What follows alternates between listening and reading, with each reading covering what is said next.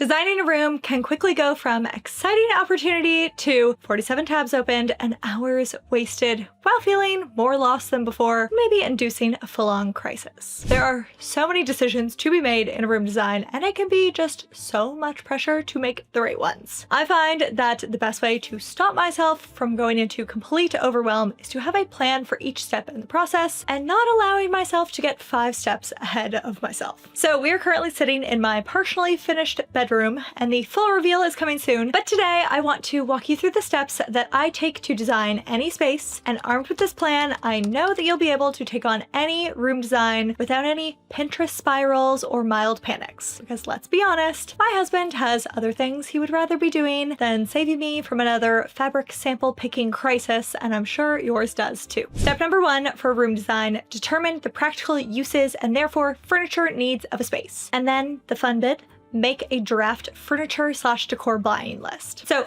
I start every design with considering, what is this space used for? And I know that sounds so basic, but seriously, do not skip this. You end up coming up with gems when you actually do this. And pro interior designers do it, so you know, it's a thing.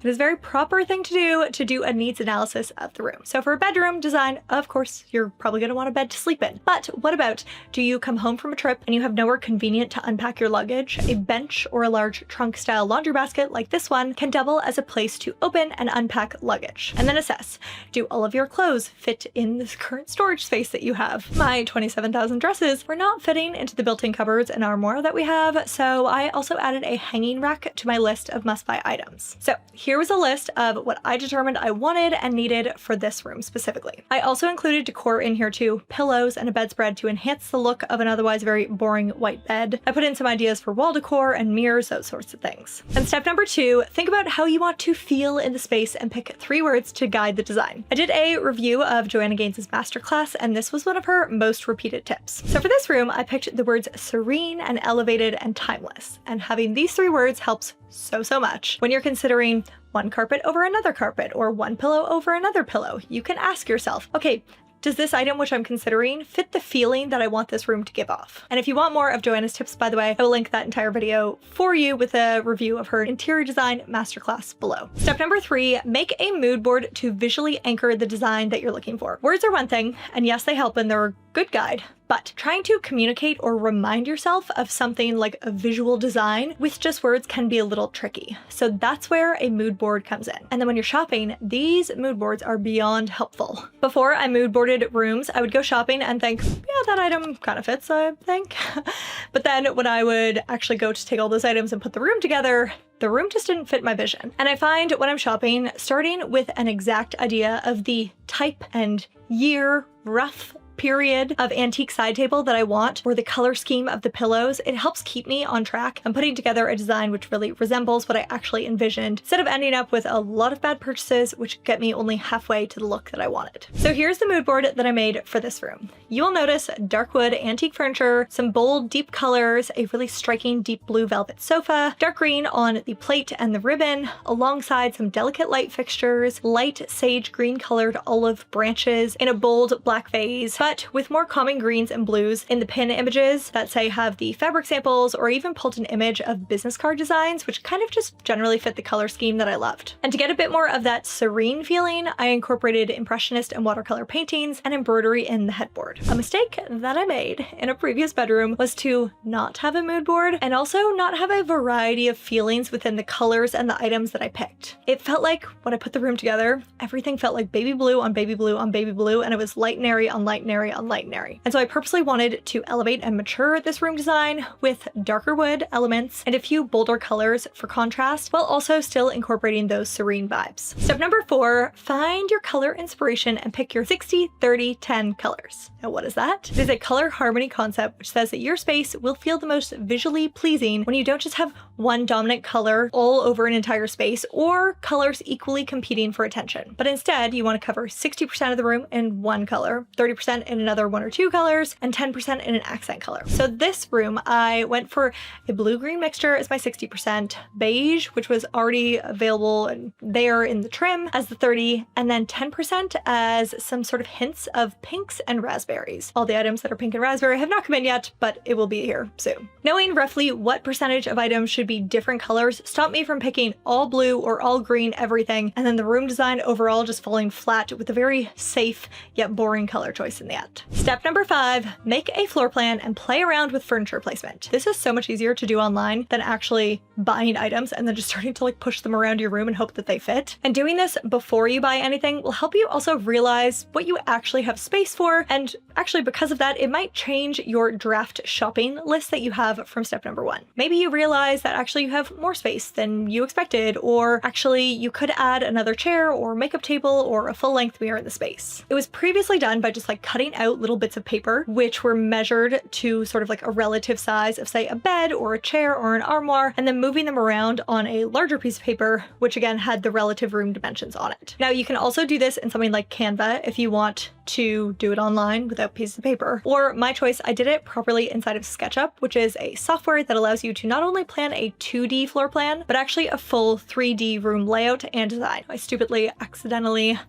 deleted my SketchUp design, which I spent like 10 hours on. It was not a good day and I don't really want to rethink about it, but I will show you an example here of what another room looks like inside of SketchUp just so you get the general idea. Now obviously SketchUp has advantages over paper or Canva. You do get a bit of a better understanding of what the look and feel will actually be like. Will this space feel cramped if I put that much furniture in or not? Will it actually look empty? So if you want to feel like pro interior designer, that's what they use. But again, there's other methods that work too. Okay, so far we have a draft buying list based off our needs analysis of the room, 3 guiding words, a visual mood board, our 60-30-10 color choice, and a floor plan. So you might be thinking, what is left?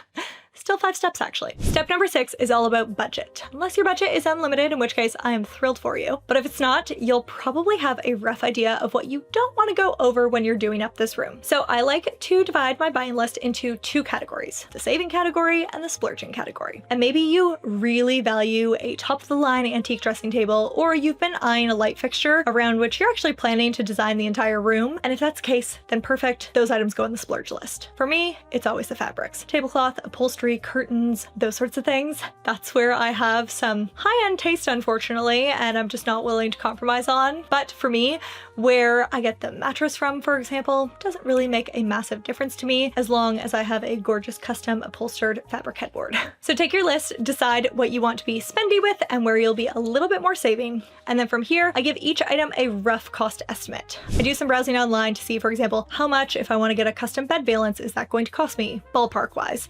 And then I go ahead and put it in there as the estimated cost, and I prepare a final budget. I can of course go under or over when I'm buying any item, but as I buy items, I complete the list of, okay, here was the estimated budget, here was the actual cost of this item, and then that changes how much I have left to spend. And then step 7, shop for samples and reno items. So you often won't be able to say, order a new sofa if you don't know what fabric you want it in yet. Or if you're putting up wallpaper or painting, you need to know and have decided on the sample of the wallpaper or the paint color before you go buy an entire lot of it. So for this space, for me, that was simply just paint, which was easy as the structure of the room was already lovely. So I ordered paint samples and I painted them onto little cards and I hung them up on the walls and just saw them over the course of a few days in different lights in the morning and in the evening before I ended up settling on the color French Gray by Farrow and Ball. If you're doing tiling or wallpaper or any custom upholstered items, you'll want to order tile or wallpaper or fabric samples at this point as well. And then step number 8, do any room reno work. If you want to put up wallpaper or paint or refinish the floors or tile something, you'll definitely thank yourself for doing it before you've loaded the room with a ton of stuff.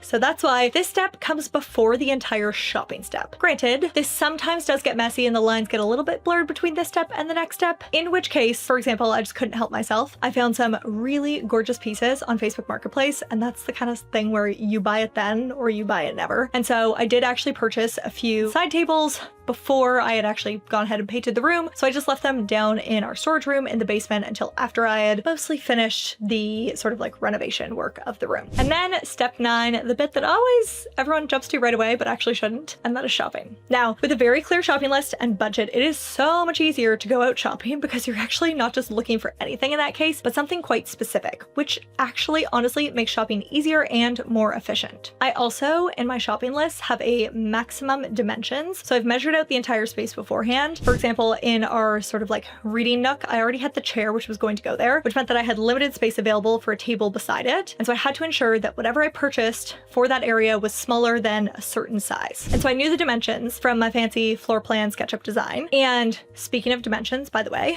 I would suggest going about your shopping by going for the larger dimension specific items first and then going for your accessories where the dimensions aren't so important afterwards. What I mean by this is you don't want to go out and buy a pillow that you love and then realize, oh, it doesn't fit on the chair that you wanted. Or it's a lot harder to find a chair in the right size than it is a cushion. So go for the harder to determine item first. Same thing if you're flexible on maybe you're like, okay, I get a queen bed or a king bed or a super king bed. Then you go buy some king bed sheets and then you realize, oh, actually the headboard or the entire bed frame that I want is only available in a super king. Then you just bought some useless bedding. So shop for furniture first and then decor second. And I followed this rule pretty closely and finished off all of my major purchases before getting into pillows and lamp fixtures and carpets and those things. If you do want to see, by the way, the massive haul I did for decor for this room, I got a bunch of items from Zara Home, IKEA, Maison Flaneur, and Soho Home. So if you would like to, you can watch my entire home decor haul video linked below for you. And step 10, install your furnishings and decor. So for this room design, this is where I'm at in the process right now as I'm actually recording this video. So some items have already come in. Others, which are being custom made,